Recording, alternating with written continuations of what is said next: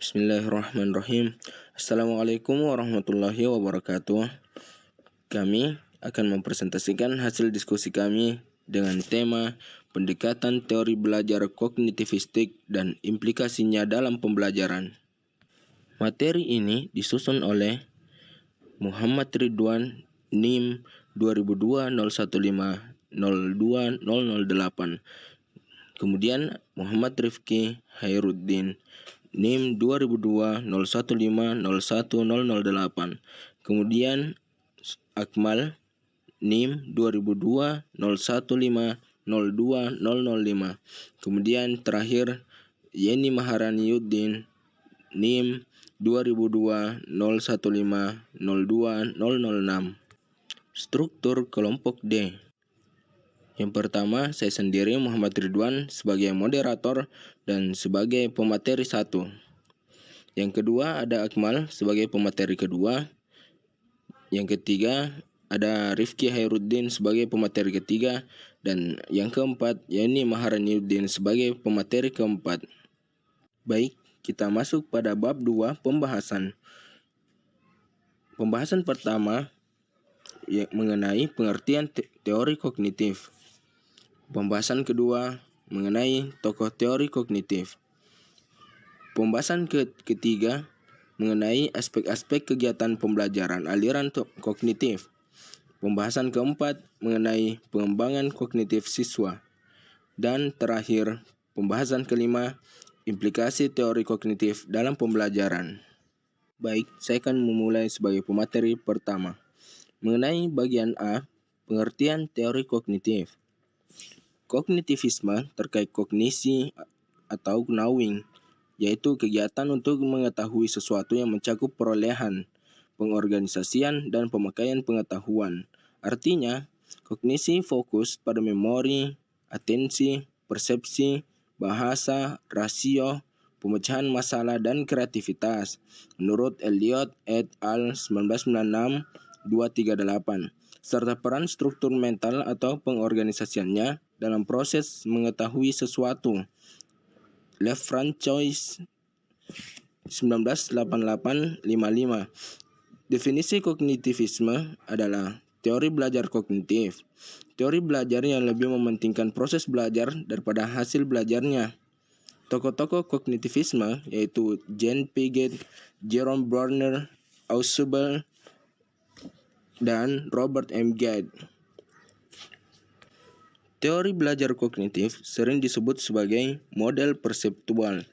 Teori ini memandang bahwa tingkah laku seseorang ditentukan oleh persepsi serta pemahamannya tentang situasi yang berhubungan dengan tujuan belajarnya. Sekilas tentang pengertian teori kognitif. Selanjutnya bagian B, tokoh teori kognitif.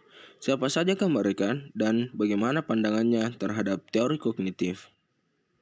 Yang pertama ada teori perkembangan Piaget.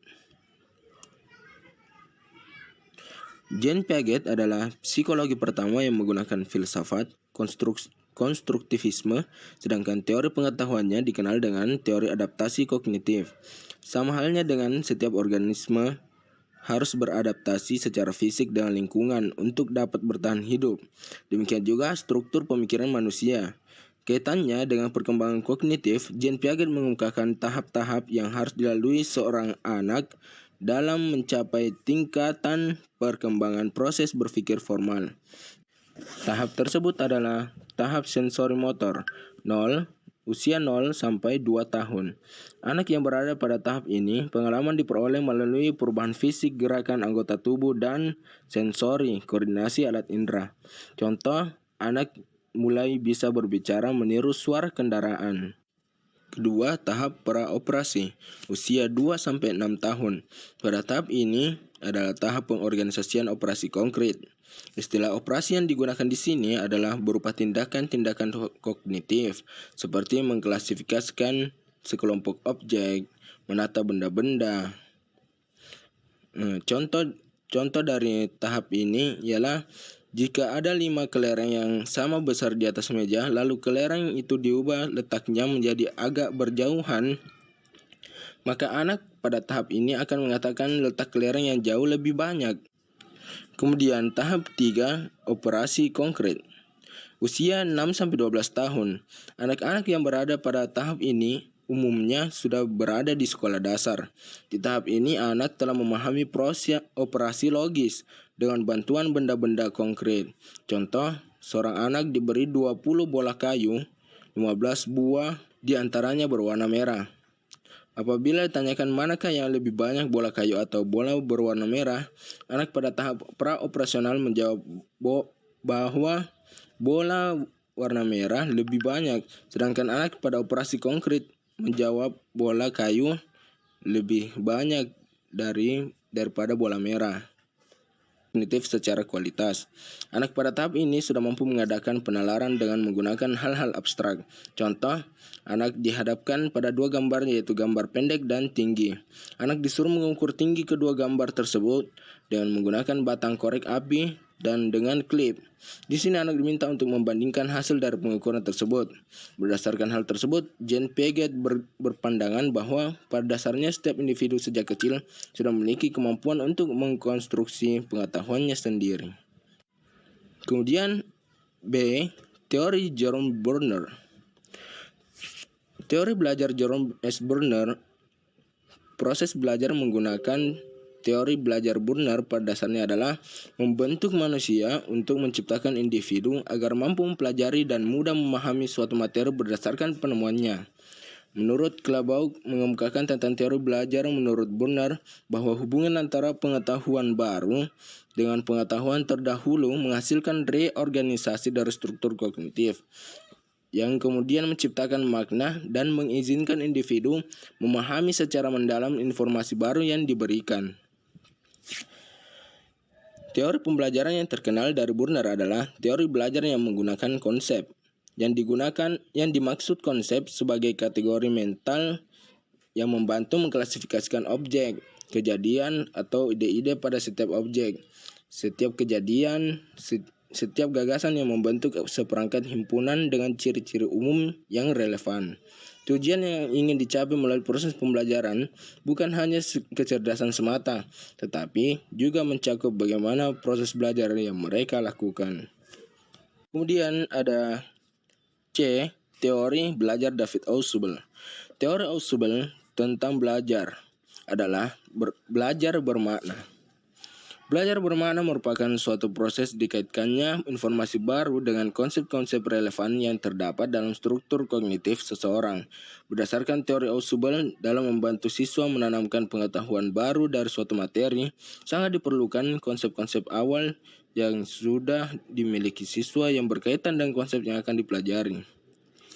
Menurut David P. Ausubel, secara umum, kelemahan teori belajar adalah menekankan pada belajar asosiasi atau menghafal, di mana materi asosiasi dihafal secara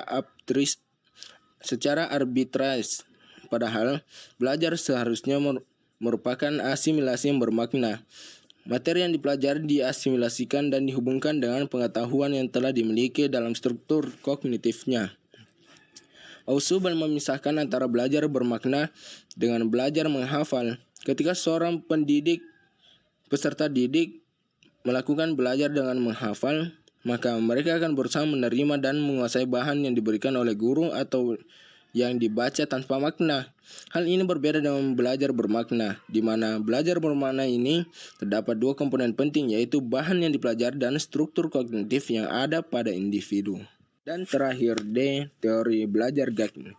Teori belajar yang dikemukakan Robert M. Gagne merupakan perpaduan yang seimbang antara behaviorisme dan kognitivisme yang berpangkal pada teori pemrosesan informasi.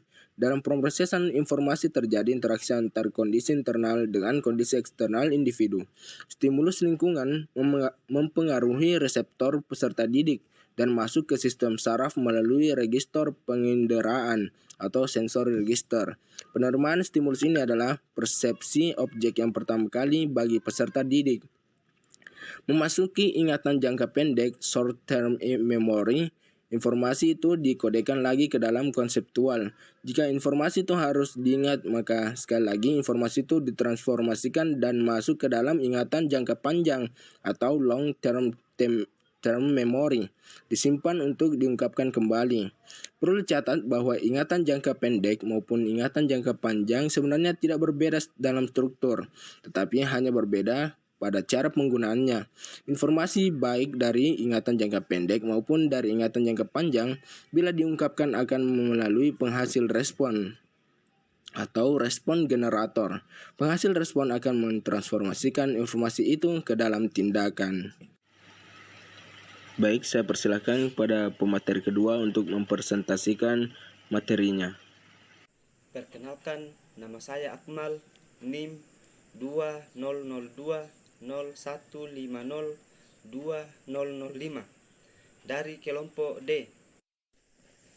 Terima kasih atas kesempatan yang diberikan oleh moderator. C. Aspek-aspek kegiatan pembelajaran aliran kognitif. Aspek-aspek kegiatan pembelajaran aliran kognitif terbagi atas 6. 1. Belajar. 2. Pembelajaran. 3. Evaluasi. 4. Peserta didik. 5. Pendidik atau guru. 6. Lingkungan belajar. Pertama, belajar. Belajar merupakan usaha pemberian makna oleh peserta didik kepada pengalamannya melalui asimilasi dan akomodasi yang menuju pada pembentukan struktur kognitifnya. Belajar menurut aliran ini adalah perubahan persepsi dan pemahaman yang tidak selalu berbentuk perilaku yang dapat diamati dan dapat diukur. Selanjutnya, pembelajaran. Kegiatan pembelajaran menekankan pada proses daripada hasil. Pemberian makna terhadap objek materi yang dipelajari atau pengalaman yang diperoleh oleh individu atau peserta didik melalui interaksi dengan jaringan sosial yang unik, yang terbentuk baik dalam budaya kelas maupun di luar kelas. Yang ketiga, evaluasi. Evaluasi adalah proses dan hasil belajar peserta didik terjalin di dalam kesatuan kegiatan pembelajaran dengan cara guru mengamati hal-hal yang sedang dilakukan peserta didik serta melalui tugas-tugas pekerjaan. Bentuk-bentuk evaluasi bisa berbentuk tugas-tugas otentik atau berbagai penilaian alternatif selain menggunakan paper, dan pensil tes di akhir pembelajaran. Selanjutnya yang keempat, peserta didik. Pembentukan pengetahuan harus dilakukan oleh peserta didik, maka itu harus aktif melakukan kegiatan, aktif berpikir, menyusun konsep, dan memberi makna tentang hal-hal yang dipelajarinya. Siswa dipandang sudah memiliki pengetahuan awal sebelum mempelajari sesuatu. Selanjutnya yang kelima, pendidik atau guru. Guru tidak mendominasi pembelajaran, tetapi membantu proses pengonstruksian pengetahuan peserta didik berjalan lancar. Guru tidak mentransfer pengetahuan yang dimilikinya, melainkan membantu peserta didik membentuk pengetahuan sendiri. Peran kunci guru adalah pengendalian. Selanjutnya yang terakhir, lingkungan belajar. Lingkungan belajar merupakan kondisi yang memungkinkan terlaksananya kegiatan pembelajaran. Aliran kognitif konstruktivis menekankan bahwa kegiatan pembelajaran yang penting adalah aktivitas peserta didik dalam mengonstruksi pengetahuannya sendiri. Jadi, lingkungan belajar dipilih yang mendukung munculnya berbagai aktivitas belajar peserta didik. Sekian dari saya. Baik, terima kasih atas pemaparan materinya. Saya persilakan kepada pemateri ketiga. Perkenalkan, nama saya Muhammad Rifki Hairuddin, NIM 2002-01-50-108 Saya dari kelompok D. Terima kasih atas kesempatan yang diberikan oleh moderator. Kali ini saya akan menjelaskan tentang pengembangan kognitif siswa. Setelah bertahun-tahun mengobservasi anak semua umur, Jean Piaget menyimpulkan bahwa pengembangan kognisi berlangsung dalam 4 tingkat. Masing-masing tingkat berkembang berdasarkan kemampuan tingkat sebelumnya, dan masing-masing tingkat ditandai kemunculan kemampuan baru yang direorganisir dalam pikiran anak. Fungsi kognitif mulai dari respon anak terhadap fenomena konkret. Bayi mengetahui sesuatu melalui apa yang ia sentuh, rasa, dan lihat. Baik, terima kasih atas pemaparan materinya. Saya persilahkan kepada pemateri keempat. Perkenalkan, nama saya Yeni Maharaniuddin, NIM saya 2002-01-50-2006. Saya dari kelompok D. Terima kasih atas kesempatan yang diberikan oleh moderator. Kali ini saya akan membahas tentang implikasi teori kognitif dan pembelajaran yang dibagi menjadi 4 bagian. Implikasi teori kognitif Piaget dalam pembelajaran, implikasi teori belajar Jerome Bruno dalam pembelajaran, implikasi teori Gangner dalam pembelajaran, dan implikasi teori belajar Ausubel dalam pembelajaran. Terlebih dahulu saya akan membahas tentang implikasi teori kognitif Piaget dalam pembelajaran. A. Individu dapat mengembangkan pengetahuannya sendiri yang menjadi titik pusat dari teori belajar kognitif. Maksudnya adalah pengetahuan yang dimiliki oleh setiap individu dapat dibentuk dan dikembangkan oleh individu sendiri melalui interaksi dengan lingkungan yang terus-menerus dan selalu berubah. Dalam berinteraksi dengan lingkungannya tersebut, individu mampu beradaptasi dalam mengorganisasikan lingkungannya sehingga terjadi perubahan dalam struktur kognitifnya, pengetahuan, wawasan, dan pemahamannya semakin berkembang. B. Individualisasi dalam pembelajaran. Dalam proses pembelajaran, perlakuan terhadap individu harus didasarkan pada perkembangan kognitifnya. Atau dengan kata lain, dalam proses pembelajaran harus disesuaikan dengan tingkat perkembangan individu. Belajar akan lebih berhasil apabila disesuaikan dengan tahap perkembangan kognitif peserta didik, yaitu melalui tahap-tahap tertentu sesuai dengan umurnya. Seseorang tidak dapat mempelajari sesuatu yang di luar kemampuannya. Tingkat perkembangan peserta didik harus dijadikan dasar pertimbangan guru dan penyusunan struktur dan urutan mata pelajaran yang ada pada kurikulum. Kemudian saya akan membahas tentang implikasi teori belajar Jerome Bruno dalam pembelajaran. A. Partisipasi aktif individu dan pengenalan perbedaan dalam proses pembelajaran harus menekan pada cara individu mengorganisasikan apa yang telah dialami dan dipelajari. Sehingga dengan demikian individu mampu menemukan dan mengembangkan sendiri konsep, teori-teori dan prinsip-prinsip melalui contoh-contoh yang dijumpai dalam kehidupannya. Oleh karena itu, tujuan pembelajaran bukan sepenuhnya untuk memperoleh pengetahuan semata, tetapi yang penting adalah melatih kemampuan intelek atau kognitif siswa, merangsang keinginan tahu, dan memotivasi siswa. Tujuan pembelajaran hanya diuraikan secara garis besar dan dapat dicapai dengan cara-cara yang tidak perlu oleh siswa yang mengikuti pelajaran yang sama. B. Guru sebagai tutor, fasilitator, motivator, dan evaluator. Menurut hemat penulis, dalam pembelajaran penemuan terjadi perubahan paradigma terhadap peran guru. Guru bukan lagi sebagai pusat pembelajaran, tetapi guru memiliki peran sebagai berikut. 1. Merencanakan pembelajaran demikian rupa sehingga pembelajaran itu terpusat pada masalah-masalah yang tepat untuk diselidiki oleh para siswa. 2. Menyajikan materi pelajaran yang diperlukan sebagai dasar bagi para siswa untuk memecahkan masalah. Oke, saya akan membahas lagi tentang implikasi teori Gangner dalam pembelajaran yang dibagi menjadi beberapa bagian. Yang pertama, mengontrol perhatian siswa. Kedua, memberikan informasi kepada siswa mengenai hasil belajar yang diharapkan guru.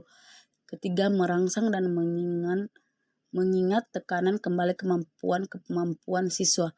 4. Menyajikan stimuli yang tak bisa dipisah-pisahkan dari tugas belajar, memberikan bimbingan belajar. 5. Memberikan umpan balik. 6. Memberikan kesempatan pada siswa untuk memeriksa hasil belajar yang telah dicapai. 7. Memberikan kesempatan untuk berlangsungnya transfer of learning. 8. Memberikan kesempatan untuk melakukan praktek dan penggunaan kemampuan yang diberikan. Yang terakhir, saya akan membahas tentang implikasi teori belajar Ausubel dalam pembelajaran. A. Kunci keberhasilan dalam belajar terletak pada kebermaknaan bahan ajar yang diterima atau yang dipelajari oleh siswa. Oleh karena itu, dalam proses pembelajaran, guru harus mampu memberikan sesuatu yang bermakna bagi siswa. Sesuatu yang bermakna itu bukan hanya dapat diperoleh melalui belajar penemuan, tetapi dapat diperoleh melalui banyak cara. Contoh, belajar dengan menghafal dan ceramah pun dapat menemukan sesuatu yang bermakna, asal dilakukan secara sistematis.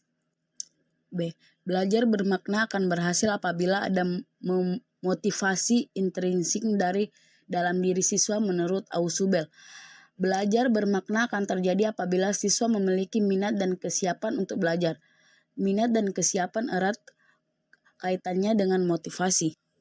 Motivasi merupakan dorongan yang menggerakkan individu untuk bertingkah laku. Motivasi yang terpenting adalah motivasi intrinsik, yaitu motivasi yang datang dari alam diri individu. Sekian dari saya kembalikan kepada moderator. Baik, terima kasih atas pemaparan materinya. Dengan berakhirnya pemaparan materi keempat, maka kami juga akan mengakhiri diskusi kali ini. Terima kasih atas kesempatan yang telah diberikan. Wassalamualaikum warahmatullahi wabarakatuh. Dan kami juga membuka sesi tanya jawab di forum LMS Syam Oke. Terima kasih. Sekian.